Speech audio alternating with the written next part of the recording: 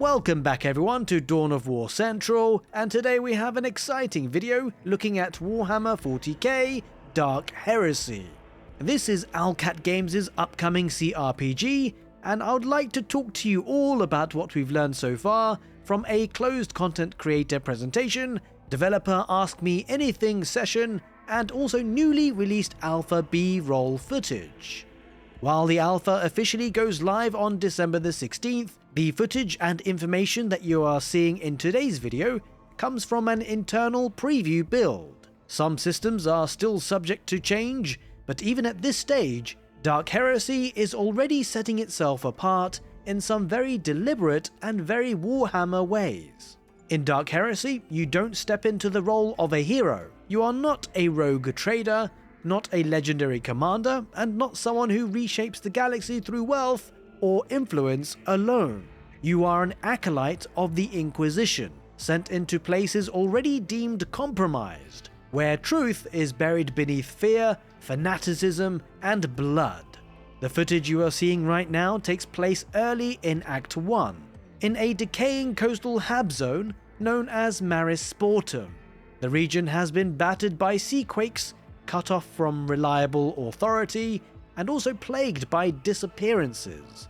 Workers have vanished, guards have vanished, even Inquisition personnel have gone missing. Official explanations just do not hold, and the deeper you look, the more it becomes clear that someone wants the truth obscured.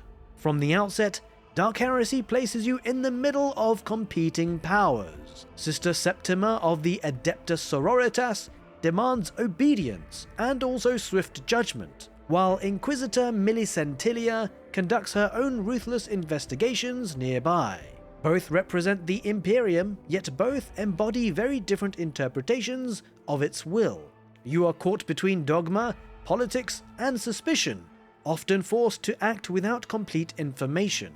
And this is where Dark Heresy's investigation systems truly come into focus. Much of the game revolves around gathering evidence, reviewing case files, and drawing conclusions that will become the official record of what happened.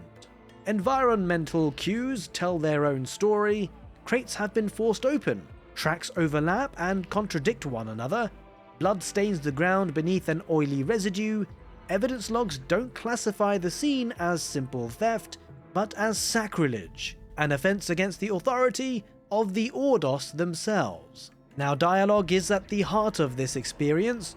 Conversations are shaped by your skills, background, and convictions, with frequent tests of awareness, diplomacy, law, and interrogation. Sometimes success uncovers new leads, sometimes it only confirms how much remains hidden. Witnesses are rarely reliable, many are terrified, broken, or desperate to shift blame. Some speak of nightmares spreading through Maris Sportum after the sea began to shake. Others whisper of fanatics or bodies cast into the depths as offerings. Truth comes slowly, often distorted by fear, and your choices determine how far you are willing to go to extract it. Crucially, the game doesn't punish you immediately for being wrong. As an agent of the Inquisition, your conclusions carry authority. There may be a true version of events, but whether you uncover it or not, the Imperium will act based on your judgment. Consequences unfold later, sometimes far removed from the moment that you made your decision. Dark Heresy isn't about perfect answers, it's about responsibility, bias, and living with the outcomes of your choices. As the investigation deepens, it becomes clear that the disappearance of the expedition was no simple bandit raid. Tracks suggest that the camp was abandoned, something Inquisition forces would never do willingly. Evidence has certainly been manipulated, confusion was engineered deliberately, someone wanted this scene in the B-roll to be misread. Then the situation grows even more dangerous. An Aldari Corsair named Larthia Carnareth appears, operating under a temporary alliance with Inquisitor Millicentilia. His presence alone is heresy in the eyes of many, and even Millicentilia's tolerance feels calculated rather than trusting.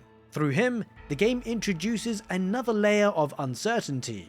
echoes of vanished sorcery, and forces that are subtle, patient, and deeply unsettling. Larthire suggests that the contradictions in the evidence aren't accidental. Someone designed them, and whatever happened in the Marisportum connects not just to missing workers, but to something older and far more dangerous than a local conspiracy. As the case expands, you are tasked with tracking down Rufinus Scraig, who is an undercover Inquisition agent operating in the swamps beyond the Hab Zone. His reports mention mutant clans, so-called bog beasts, and ties to the Tyrantin Cabal. Whether Scraig is an ally, a liability, or another loose end is very unclear, and Dark Heresy offers no easy answers. While investigations form the backbone of the experience, combat has also seen significant evolution from Rogue Trader. Armor now functions as a secondary defensive layer, protecting characters from injuries and critical hits. Once that armor is stripped away, characters become vulnerable to limb injuries that can dramatically reduce their effectiveness. Critical hits and aimed attacks play a much larger role, allowing combatants to trade accuracy for devastating effects. The morale system replaces Rogue Trader's momentum, tracking both individual and group resolve. Enemies can break and flee when morale collapses, especially after commanders fall.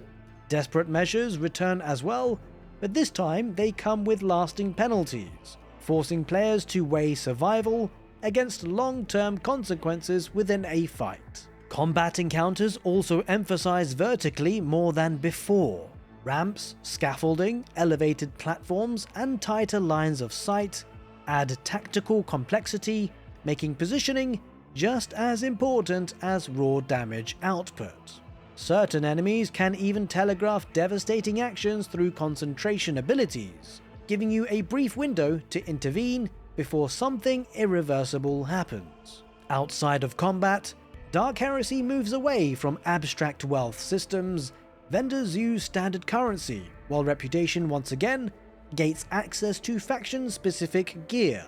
Your standing with Imperial organizations really does matter, reinforcing the idea that influence must be earned through action and loyalty, not just assumed. Visually, the game represents a clear step forward for Owlcat, where character models appear sharper, environments are more detailed, and investigations frequently use cinematic moments to pull you closer to the ground level of the story.